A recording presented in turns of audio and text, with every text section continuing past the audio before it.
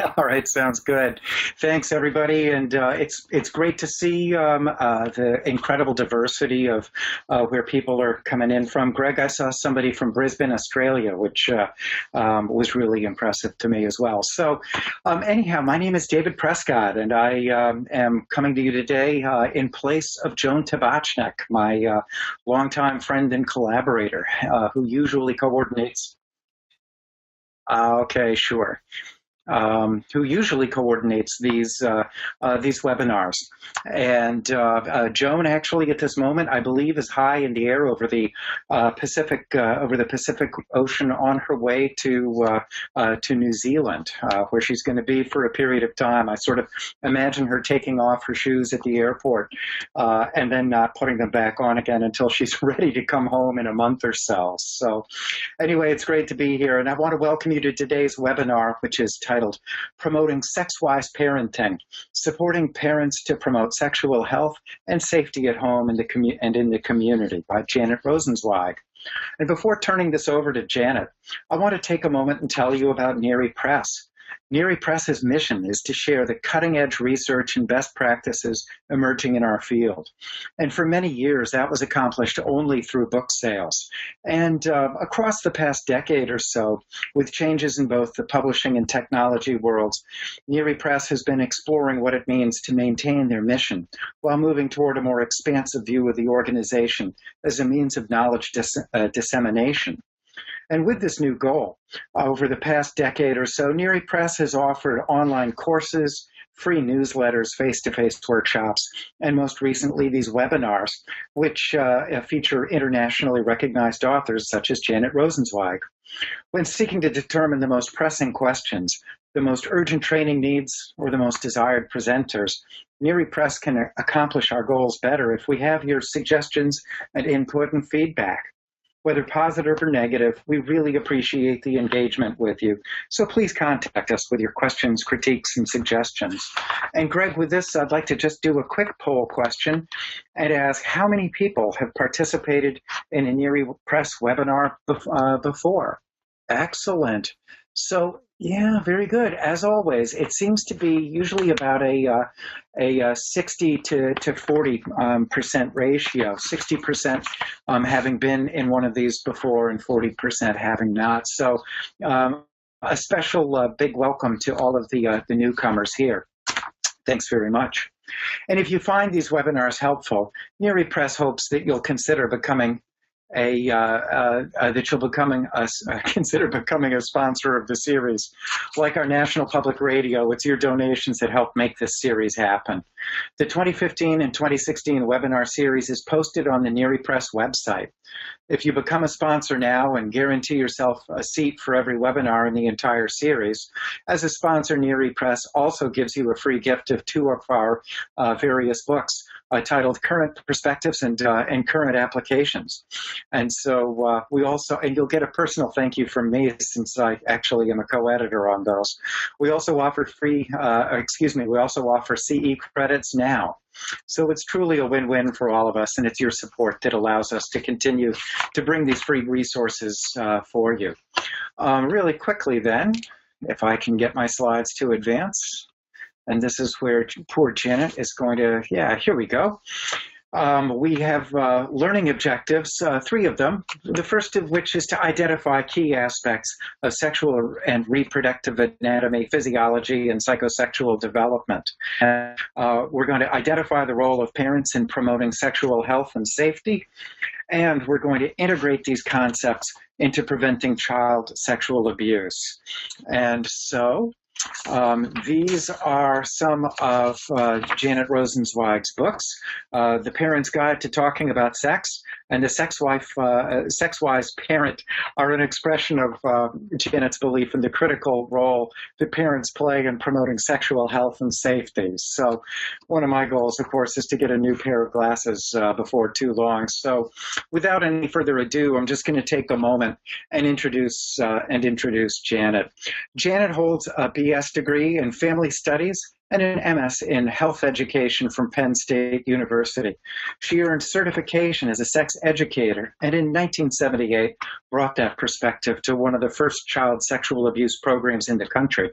Dr. Rosenzweig managed child welfare programs in Tennessee and Texas before moving to New Jersey in 1984.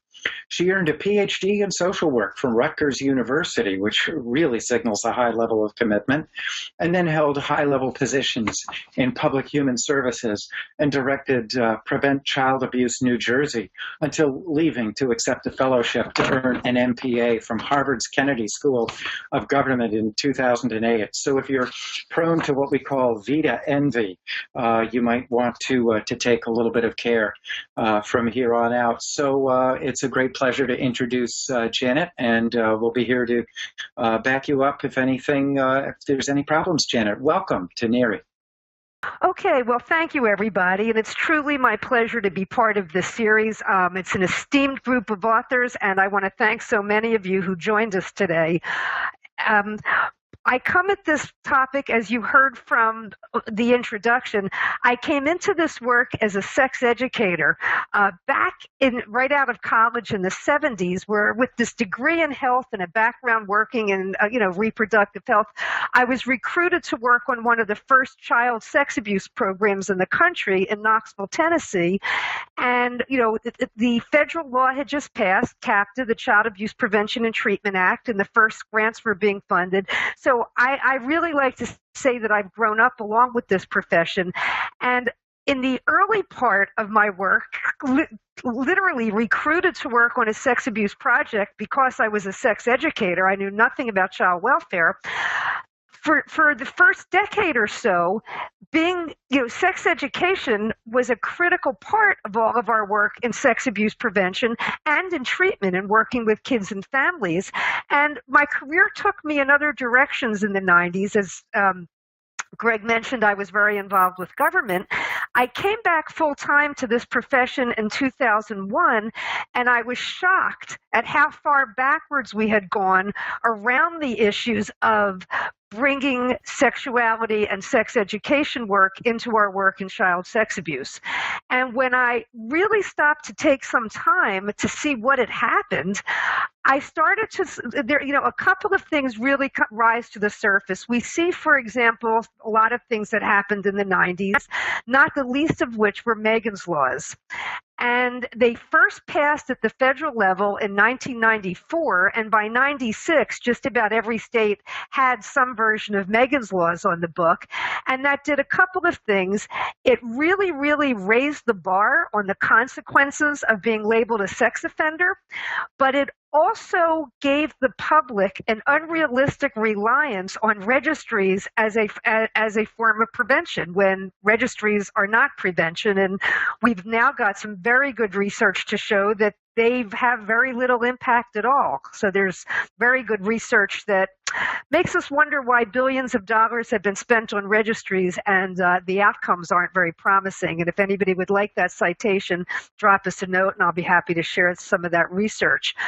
We also found that one of the things that kind of took the sex education out of the sex abuse prevention was huge restrictions on how we looked at sex education in this country. Abstinence-only funding first started in 1982.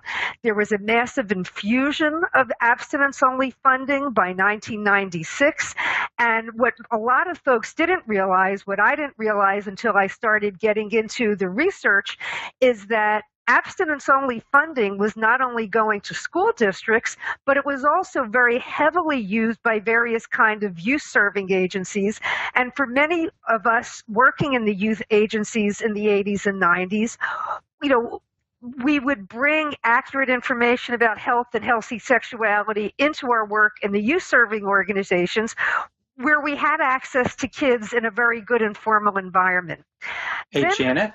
Yes. Hey, Janet, I'm sorry to interrupt. We did have a request from the audience. I know you don't want to look at yourself in your webcam, but if you could center your webcam, unfortunately, we're only seeing about half of your face. And so it's nice to see Is this all better? of you. That's much better. Thanks so much. Sorry to interrupt. Okay. That's okay. I got so excited talking, I rolled my chair out of the frame. That's what happened. So you can, hopefully, Nice. you can hear my enthusiasm in my voice, and I will try to sit still. Sure. Um, Thank you for the reminder. We also found that something that had a chilling effect on our environment is what happened to Dr. Jocelyn Elders. Some folks of a certain age may remember that Jocelyn Elders was the eminently qualified Surgeon General under President Clinton, who, while at a national AIDS conference, was asked a question about kids and masturbation, and she gave a very general answer that under some circumstances, if kids ask about masturbation, it's okay to tell them that masturbation, you can't get a sexually transmitted disease.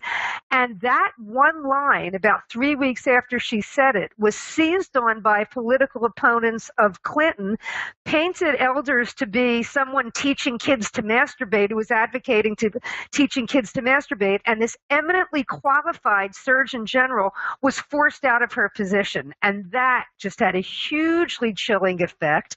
And if any folks are fans of Judy Blume writes very, very eloquently about how the political environment in the 80s really put the chill on being able to speak honestly and openly about sexuality issues in ways that would be meaningful to kids.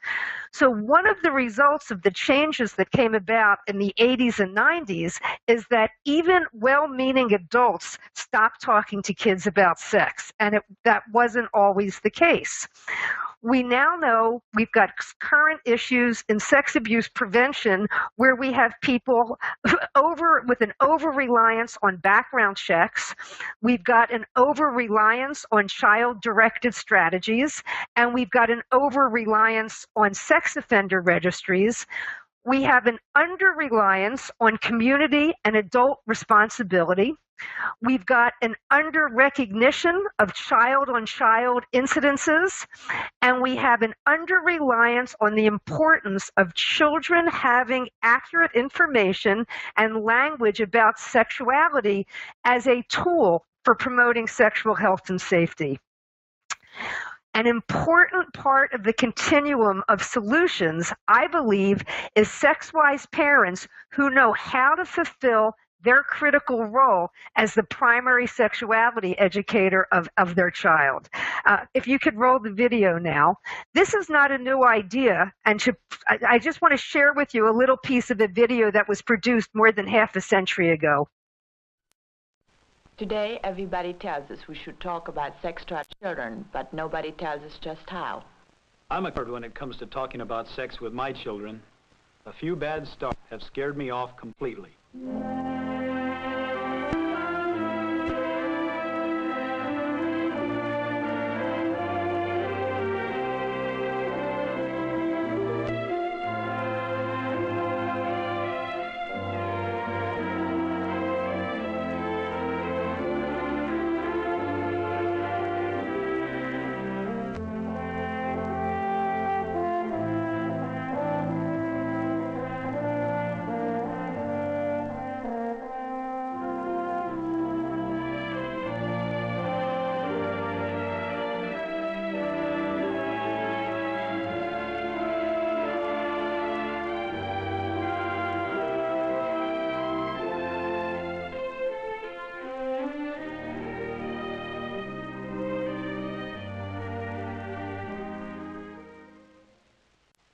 In this film, we are going to discuss quite frankly the things that are normal and to be expected in the development of children in relation to sex.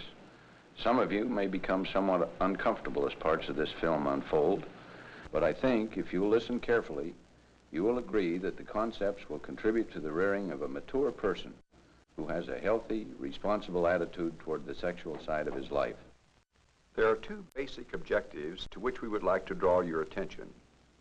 First, note the many things that you should not do because they can be damaging to a healthy attitude. Then note the positive things that can be done to put sex in a proper perspective. Unless you're an extremely unusual audience, you will welcome some of this help, because most people, parents or young people who are concerned about their own attitudes, have not in their own lives had the opportunity to gain this kind of insight.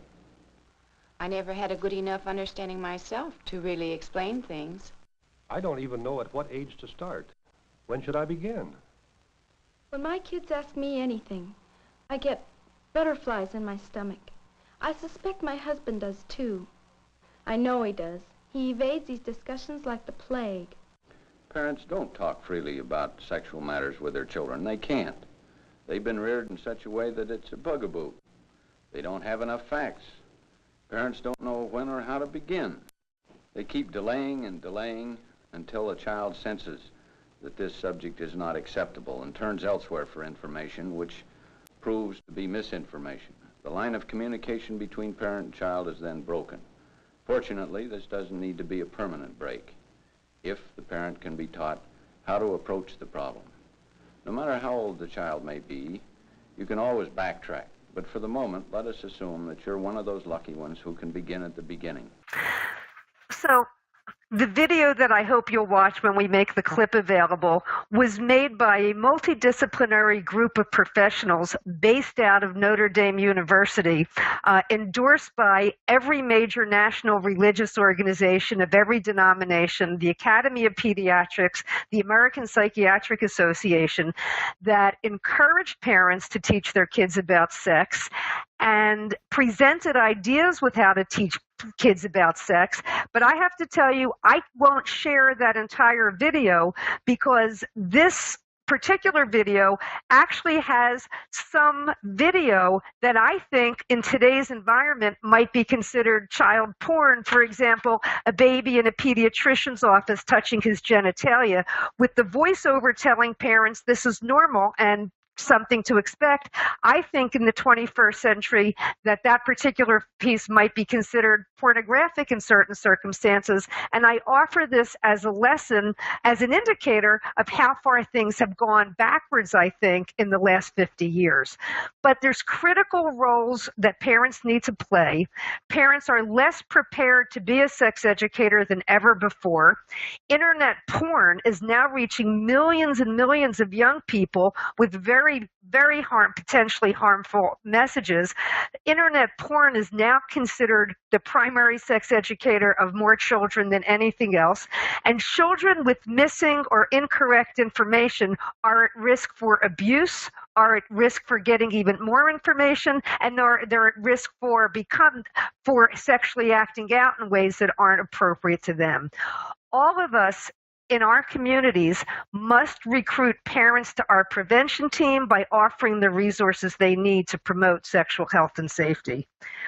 What are some things that parents need to know? They need to know that their opinion counts. They need to understand anatomy and physiology, and they need to understand the basics of psychosexual development.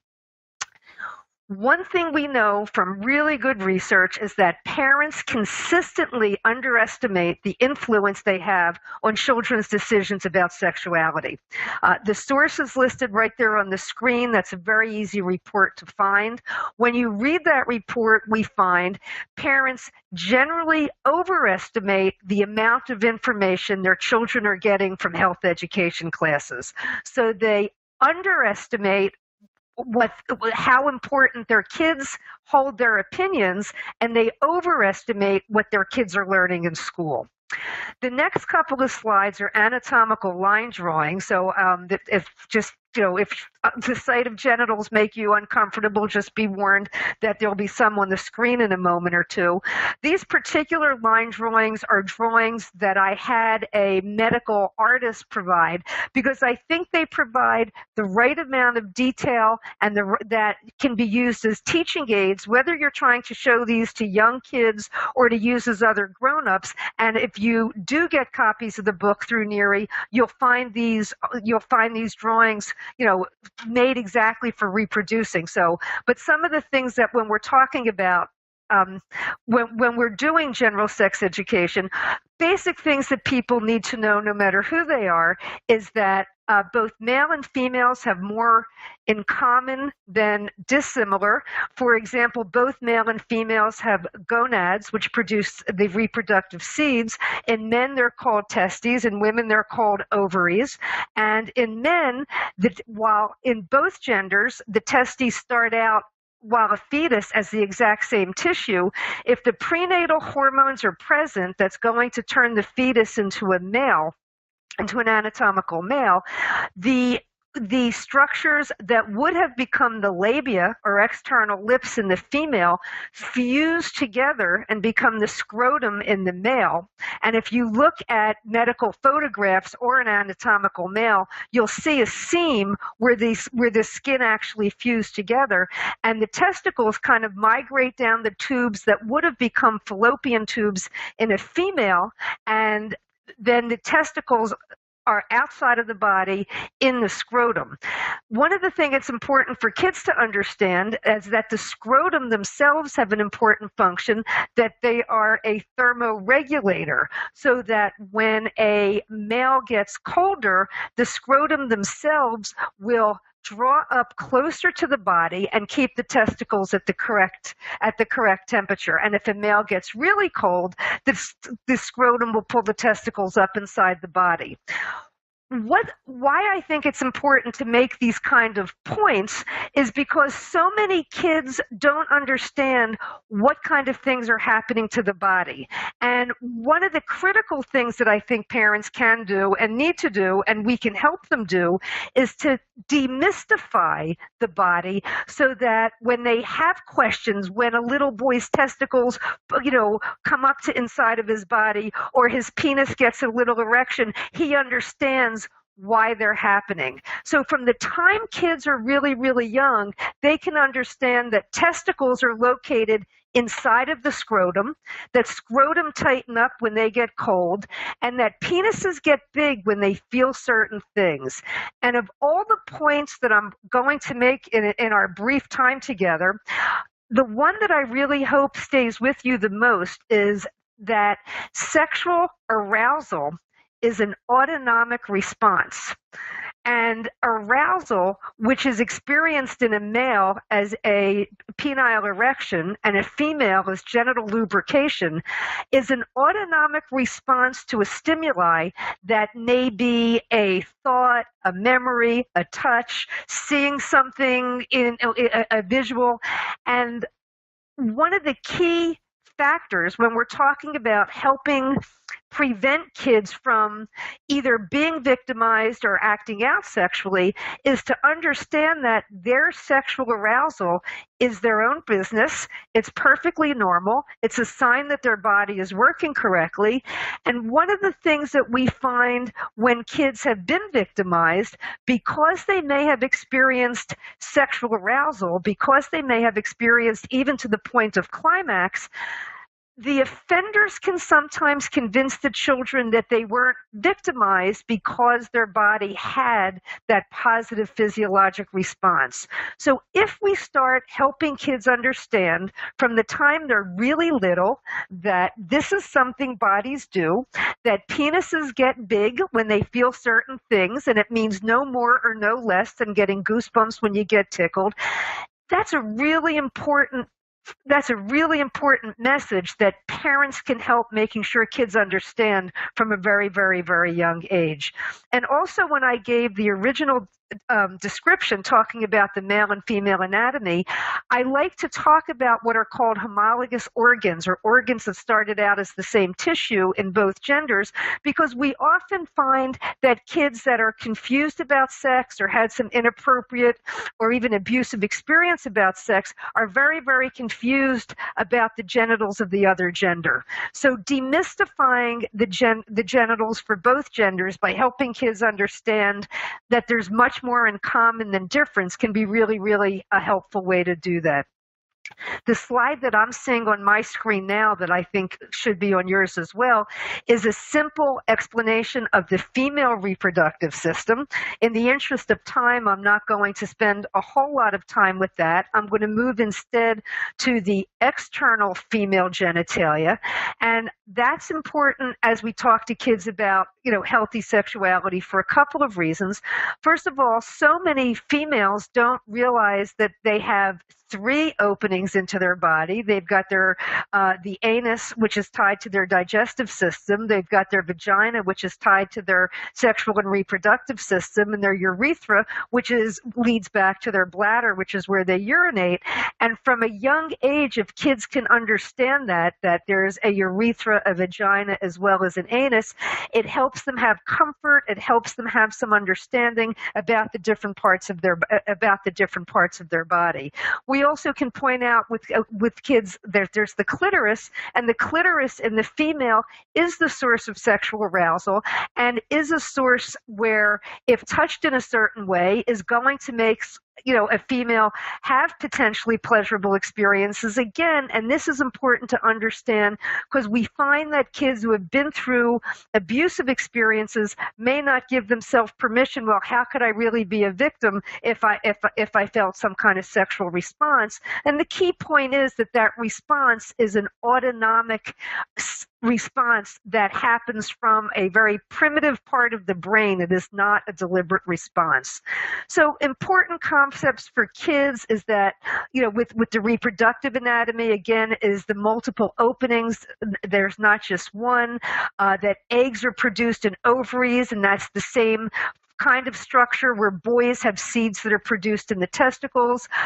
We can also talk about the menstrual cycle as kids get older, so they begin to understand that what times of the month they might be more likely to get pregnant, which is kind of an important thing for kids as they become sexually active and maybe aren't comfortable seeking other kinds of contraception, but that's another whole conversation. But as we talk about the sexual issues with teens, that again, encouraging parents to be able to talk about with teens, is that arousal is normal, autonomic, and private. That arousal happens to both boys and girls. It's very common for girls not to even recognize their own sexual arousal. When boys experience arousal, they experience an erection. They understand something's going on that's specific to that part of their body. But when girls experience arousal, they may just get kind of a warm feeling down there and not quite know what it is. And one of the reasons why I think that's so important for adolescents and older girls to understand is when girls mistake autonomic arousal for attraction, that can make them vulnerable to predators. And there are predators that are specifically attracted to adolescents. I mean, we all hear about pedophiles and their attraction to kids, but there's other categories called ephebophiles and hebophiles, which are folks that are attracted to, young adolescents and older teenagers. And it's very, very common for young girls who don't understand that it's autonomic arousal to think that they have fallen in love with their teacher or fallen in love with their coach, when it's really just their body having an autonomic response. So it's important in terms of promoting self-awareness to understand that. We also want to make sure that kids know that sexual health and safety includes preventing sexually transmitted infections and unwanted pregnancies, an important thing that parents can share. And we know that girls and boys, that their developing brains process relationships very, very differently.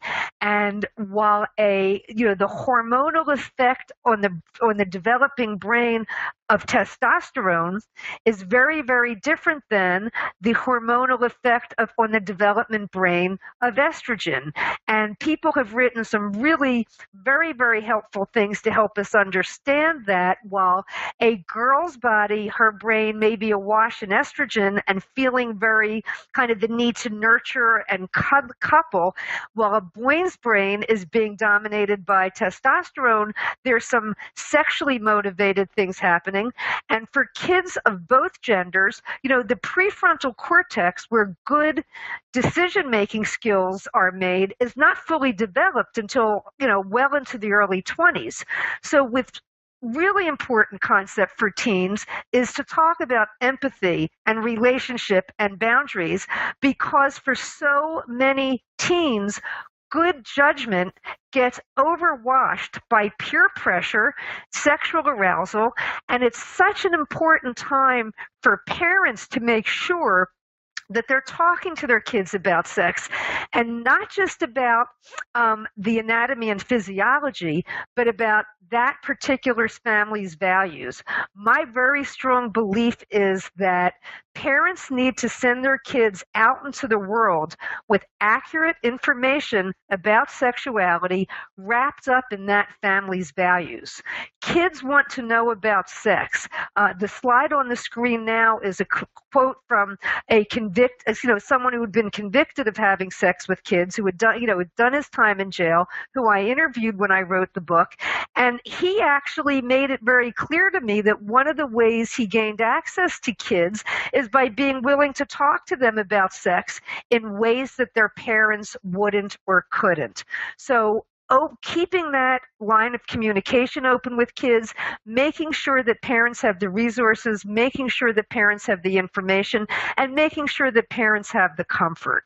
And those of us that work in the field of child sexual abuse and work in the field of child sexual abuse prevention really have an important role to play in helping parents get to the point where they're comfortable doing that. We want to make sure, and we want to help parents make sure, that their kids aren't exploited by the fact of their own sexual arousal. That parents need to understand, and their kids need to understand, that sexual arousal is an autonomic stimuli, that the brain, again, might experience such a stimuli from a lot of different reasons, and that the response is present at least since birth, and there's reason to believe that it's present prenatally as well. And then the paradox of arousal, again, is when a child experiences arousal and potentially orgasm, this is one of the more profoundly difficult conflicts they have in reconciling the fact that they've been a victim. On the screen that if you're looking at the screen, I know there's a bit delay, in a victim's own words. This is an excerpt from the book called Killing Willis. It was written by Todd Bridges, who many people might remember as one of the child stars from Growing Pains, and he became much more known for his adult dysfunction than for his childhood charm. And he wrote his autobiography, and true story, he appeared on Oprah to promote his autobiography, and she opened the book and asked him if he'd mind reading, and she opened the book to this page. And he was shocked and said, "Do you really want me to read this on national television?" And Oprah said, "Yes. People need to hear this." And so Todd Bridges, as a grown man, almost reduced to tears, read this live on national TV. The impact was profound. Hearing him do this is what reminded me that my role as a sex educator, what I needed to get back on the bandwagon in sex abuse prevention. And I've also since learned that Sugar Ray Leonard, who the Olympic boxer, when he spoke at the first conference at Penn State on sex abuse prevention, Sugar Ray Leonard was also watching this, and for the first time in his life was able to acknowledge his multiple experiences as a victim, really were being victimized, and 40 years after being victimized as an adolescent, after hearing Todd Bridges speak these words, was able to acknowledge that had been true for him as well. There's freedom for victims in being able to acknowledge that just because their body responded in a certain way doesn't mean they were not a victim. I think one of the last points, I'm going to move on here, is one of the other reasons we need to understand sexual arousal is because so much of the sexual abuse perpetrated by adolescents is impulsive. It wasn't like, the predators that we hear the stereotypes about, that they plan and they think and they work.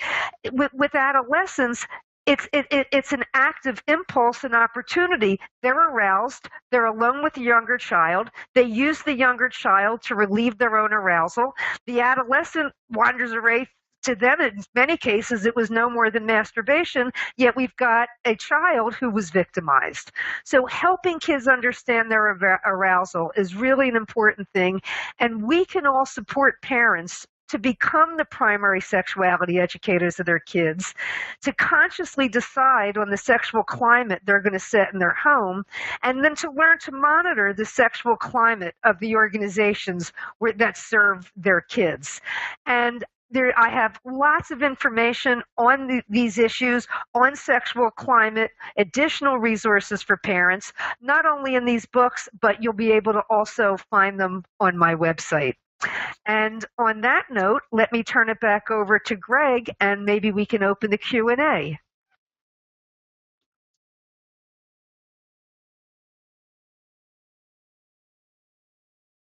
All right, okay. Great. So, Janet, that was fabulous. That was really fabulous. So we actually did get we got some questions. I have to say this is a really fascinating group, and I pulled out 3 questions that I have to admit I'm really interested to see how you respond. But again, thank you for being such a passionate voice of reason in all of this. So let's see. The first question, I'll take them in order that I got them. The first question comes from Teresa, and it basically, in essence, she asks, think about foster parents talking about sex in the current environment. And I know you have background in child welfare. Foster parents, I think, really have legitimate concerns about talking about sex education without having been becoming alleged for some sort of child abuse. What are your thoughts? What can we do? I think I'm thinking back to my very early days in this field when, believe it or not, in Texas, in the heart of the Bible Belt, I was used as a trainer for foster parents. And exactly, when I talk about the fact that this material was par for the course in the 70s and 80s till it died in the 90s, we need to bring it back. I mean, 4E foster parent training money was used for almost exactly the kind of stuff I'm talking to you about today. And I urge you to work with the foster care systems in your state. I've got resources, I've got materials. We start by training, working with the folks in the system, and then we offer really good training for foster parents on how to do this. This is particularly important for foster parents because we know that oftentimes kids in placement are there because they came out of very, very obviously difficult families, and many kids behave in ways that will push the foster parents and push and push and push till the placement's disrupted. And I've worked with cases where the foster parents were even able to put up with fire starting, but when the kids started acting out sexually, that could disrupt the placement. So when we know we've got state officials that have a vested interest in not seeing placements disrupted, and we know we've got foster parents that might disrupt the placement with sexual behavior, I really encourage you, and I want to, whatever resources I can make available to advocate within your state system and offer this kind of training for foster parents. Fabulous, Janet. Thank you. So really at the center of what you have to say is a lot of this rises and falls on the leadership, both at a local level and at a political level. So, let me just add something to that, though, sure. Because while it was true in the 60s, 70s, and into the 80s that the voices around sexuality education were people coming from Planned Parenthood or sexually transmitted disease prevention, a lot of those voices have been silenced for political reasons. And one of the only voices that still gets to speak with credibility around the need for accurate information around sex for kids are those of us that are advocating for its role in sex abuse prevention. That's been my hat for a couple of decades now, but I'm inviting all of you to join me and recognize the value of accurate information and use your role as advocates for sex abuse prevention to help make sure this gets out in your communities. Excellent. And so, just if you don't mind, Janet, to the a small point. So one of the first places you might go in talking to foster parents is also to refer them to whoever is working with them on their contract or overall their liaison with the state system to get further guidance. Would you suggest that? I would suggest that. I would suggest oftentimes states have a state foster parent association, which is run by and for the foster parents. So I would look at both from the foster parents association and the place in your 4E agency and your child protection agency that works with the foster parents. Excellent, excellent. Thank you. And then another question that came in, this one is from Shannon, on suggestions for working with parents who have strong religious beliefs against sexual education. There is not a single religion in the United States that doesn't recognize the parents' role in being the sexuality educator of their children. I am not taking on the public schools here. I am not taking on the media. My tactic has been to work through the hierarchy of that religious organization and bring the medically accurate, age-appropriate information into that faith-based organization.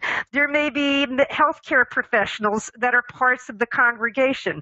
So, as a matter of fact, my books, The Sex-Wise Parents, have been used in reading circles in Baptist churches. So I'm advocating for getting the information to the parents through their civic, social, and religious organizations. I find that the concept of medically accurate, age-appropriate information wrapped up in that family's own values really kind of silences a lot of the objection. Excellent. Thank you.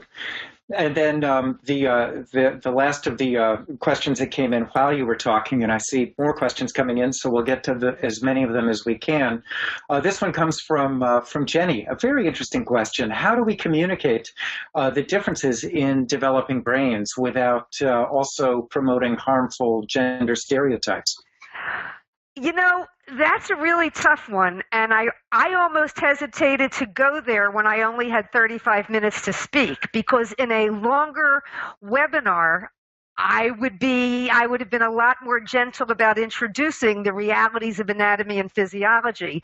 The realities of anatomy and physiology are that estrogen and testosterone make different things happen to the brain. So if you are in a position where you're having that conversation, I would recommend doing it with a much better introduction than I had the opportunity to do here, and just ground yourself in the facts. Dr. David Walsh's book, Why Did They Act This Way? He writes wonderfully. He's a neurologist, and just read some of how he explains the differences the effect of hormones on the development brain, and just take more time to do it a little bit more gently than I had in this very, very brief. I usually do 8 hours on this topic, so I apologize for taking some shortcuts. Sure, of course. And I'm going to just take a few questions sort of in the order that I see them coming in, if that's okay with you, Janet. And the first one is another interesting one. You can tell that this is a highly intelligent and very well-educated audience. This one, I'll just read it out loud. In my child sexual abuse prevention workshop, I had a father ask me if his 3-year-old son is too young to discuss the fact that he, the father, is a transgendered man. He and his female partner use correct terminology for genitals. The child has seen his parents naked, and they are appropriately educating him about bodies. The 3-year-old asked his dad, "Will I lose my penis when I grow up too?" Janet, your thoughts on this? Well, without knowing that particular family, I don't want to. Sure. I do believe is that accurate, honest information about all variations of sexual anatomy and physiology are important to be able to share with the kid. What we don't want is mystery. What we don't want is misinformation, and we don't want to leave blanks that kids can fill in out of their 3-year-old experience, as opposed to accurate information. So honest answers on the part of the parents to the child. Whenever we're talking to kids about sex, the general rule of thumb is we give them a very, very short answer and then say, was that enough, or do you have any more questions? Long, drawn out answers to any questions, maybe more than a kid can comprehend, may lead them to places that they didn't mean to go. So a very brief, concise answer followed up by the question, is there anything else you want to know, can help you get to the place where you're being age appropriate for the child. Excellent, excellent. Feather, thank you for asking that question. Next one comes from Aaron, who says, and here's a $65,000 question for you, Janet. I'm interested in hearing more about child-on-child sexual contact and how to help protect children from these experiences. That could be another whole webinar. Yes. A couple of things that just some of the broad stroke shortcuts that we use when we talk about that is we always look for a power differential, because there's a huge difference between consensual play and victimization.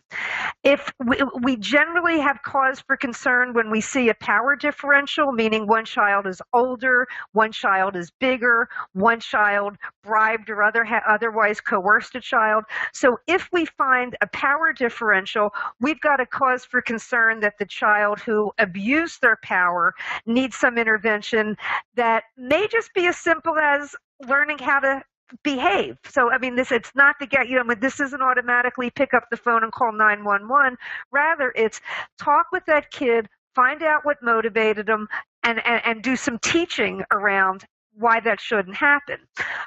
When it's consensual sex play among kids, then we want to get involved and start teaching kids about privacy and boundaries. So in a very big nutshell, the main thing we want to figure out is if it's consensual or not.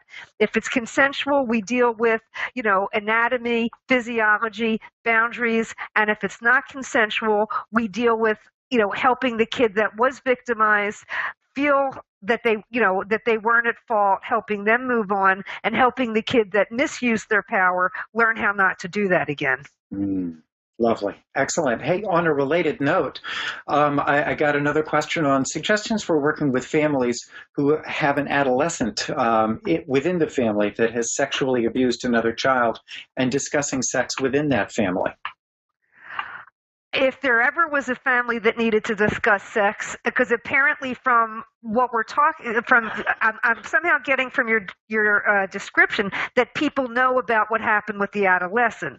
So it's, when kids have a little bit of information and not all of the information, they're going to fill in the blanks. So if there ever was a family that needed open information about sexuality, one that's already had some kind of, a breach of sexual health and safety, excuse me, really needs to have that. So being, for part of the treatment for that family is helping them all being able to articulate what happened, why it happened, the steps we're going to take to make sure everybody's safe and it doesn't happen again. And we also don't know from just that little brief as what was the motivation of that adolescent. Was it one of those consensual things that got, where the authorities intervened? Was there physical violence? Was it a one-time thing? So without a whole lot of information, folks really need to understand what happened and why it happened. And I don't want to downplay how uncomfortable people get talking about sex, especially talking about sex with kids. For a lot of people, the word sex and kids shouldn't even be used in the same sentence. It's just, we don't cross generations when we talk about sex. I really want all of us as professionals to help understand how important our role can be, helping parents move beyond that and understand that talking about sex is as important as talking about poop and talking about pee. And there's lots of things that we don't talk about with our friends over, that we only talk about at home. And healthy sexuality really needs to be in that category. Nice. Excellent. Well, then the next question follows right off of that one, which is what age should we start to talk to our kids about their sexuality and their anatomy? I believe that we start from when we're changing their diapers and, when we're, mommy, when we're touching eyes and touching nose and touching knees and mommy's washing your leg, mommy's washing your penis, that they're, if we treat their genitalia the same way we treat any other part of their body when they're babies, and babies don't have any, babies have no boundaries at all. They come into this world kind of just attached to the people that feed them and hug them. So if we start treating their genitalia the same as any other part of their body when they're babies, as we teach them rules about other things as they get older, we can start teaching them what we want them to know about what's different about their genitalia as they get older. So if we can coach parents to be open and about the sexual and reproductive anatomy from birth on, then they never have to sit down and have the talk. It's always there. Nice, excellent. And another important question, and this one's from Crystal. Thank you, Crystal, for asking this one. What about sexuality education for queer and transgender youth, and how can parents be better informed to have these discussions with at-risk youth? I've got chapters on that in my book, so that's one place where we can start. And now is just such an important time because there's so much in the popular media that the good news is it brings the issues forward. The bad news is there's not always good, accurate information out there. So by those of us that consider ourselves advocates and health educators and sex educators, if we could be as up to date as we can on what we know from the science, we're reading our books, we're reading our journal articles, we're not getting our information from reality television, and infuse that information into the way we work with families in our communities, we're doing an important role as advocates and educators. Nice, excellent. And here's another one that's close to home for many of us.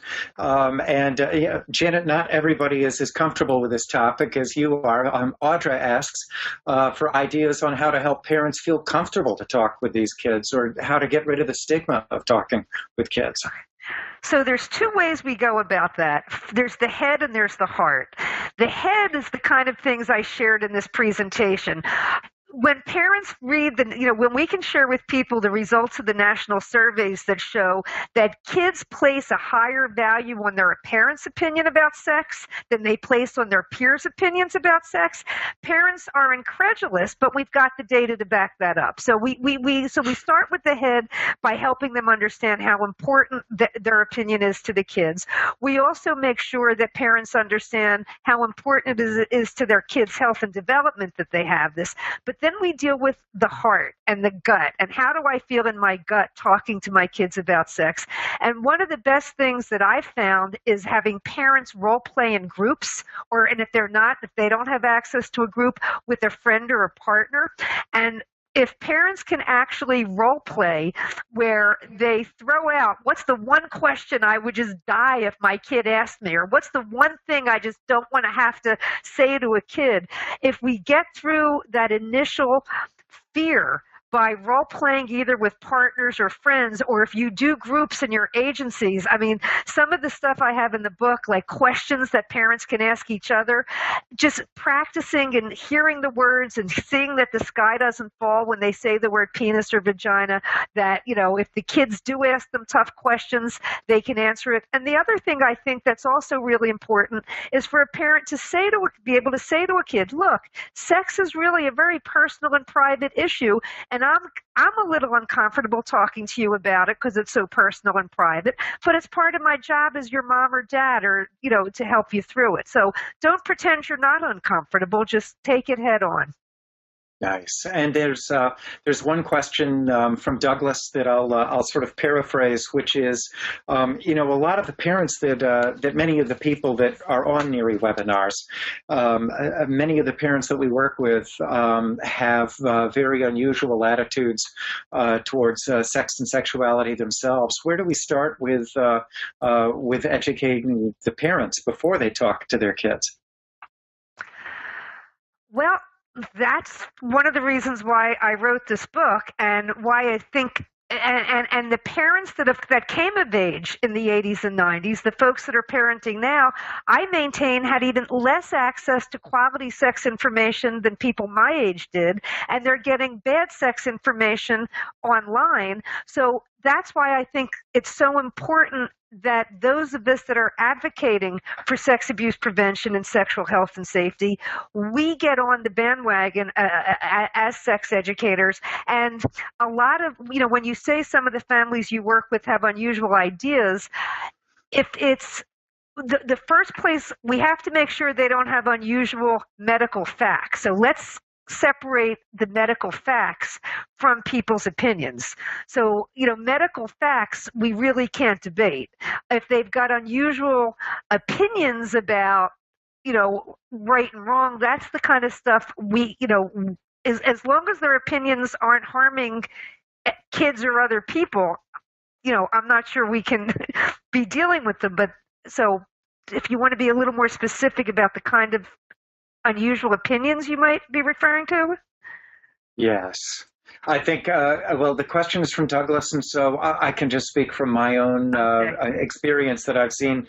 Different parents have different attitudes in all kinds of interesting ways. I think your point about discussing the facts versus the opinions is really, really important. One last question, and then I will let you go. This one is actually from me, which is, Janet, do you have any thoughts? As I'm reading through all of the questions, I am amazed at how many of them, how many of our participants are women. Do you have any thoughts on getting men more involved in sex education and healthy sexuality? Well, we need men to recruit other men, and we need to do that through the faith-based organizations and the clergy. And we also know from the research that even in, intact families with both a male and a female parent, the role of sex education is usually left to the women. And again, we have to change the social norms about that by making it clear that it's not only appropriate but necessary for men to step front and center. And as we see men getting more involved in some of the sexual assault prevention initiatives, I think we're going to find more men willing to step into the role of making this happen. Excellent. I really believe in men's responsibilities in preventing abuse. So thank you very much. Janet, those were fabulous answers. I'm pleased that we got through so many of them. I did get a request to make sure that we answered one of the questions that I believe you had already answered, which is a nice segue into saying the recording of this will be available at the NERI-Press.org website in the next several days. NERI Press puts up lots of its former webinars that you can just download and watch for free. It's an excellent resource, so I encourage everybody to do that. Also want to let you know that NERI Press also circulates a free monthly newsletter. We've been doing it now since April of 2008, so coming up on an anniversary. I won't do the math because I'm already feeling a little bit old, but I would really like to invite everybody to make sure that they get this newsletter. Our running theory is that you should be able to read about a recent piece of research through the NERI News in the time that it takes you to have a cup of coffee in the morning. And so if you like this webinar, you can see previous webinars, as I said, at the website, and CE credits are available for all recorded webinars as well. The next webinar is going to be on March 15th, 2016 from 3 to 4 and is a very important topic. It's on family reunification after child sexual abuse, featuring Peter Pollard and our own Joan Tabachnik, who will be back from walking along the beach in New Zealand. And so we hope to see as many of you as we can there. We're also going to be presenting a new series of 3 paid webinars by Dr. Phil Rich on the topic of juvenile sexual risk assessment on May 10, 17, and 24 of this year. The cost is going to be about $60, and CE credits are available. If you haven't seen Phil Rich present, he is really something else, and he is a man that knows, who I think has read every study ever written on the topic of sexual risk assessments. So sorry about that. The place that I really want to close on is just to thank our sponsors, who you can see here, from the NSVRC to the Center for Clinical and Forensic Services in the Massachusetts Department of Mental Health, or Leo Hoffman Center in Minnesota. These are important people, and really, as somebody who has seen how the sausage is made, I have to say, without these sponsors, I don't know where these NERI webinars would be. So we all owe them a terrific debt of gratitude. You can become a sponsor for $98 for individuals or $250 for organizations. You get a seat at every webinar. This one sold out. And you can get access to CE credits, and you get 2 NERI Press books. And heck, if I see you at a MASOC conference or elsewhere, I will autograph them myself. If you want, you can contact Diane Langelier at the number that you see here for more information. NERI is a fantastic organization, an excellent publisher. I've always said, you've heard the expression that if you really want to find a good restaurant along the highway, go to where you see all the trucks, because the truckers know to eat, where the truckers know the best places to eat. And so it is with NERI Press. If it's where the people who really know what they're talking about in the field go to buy their books.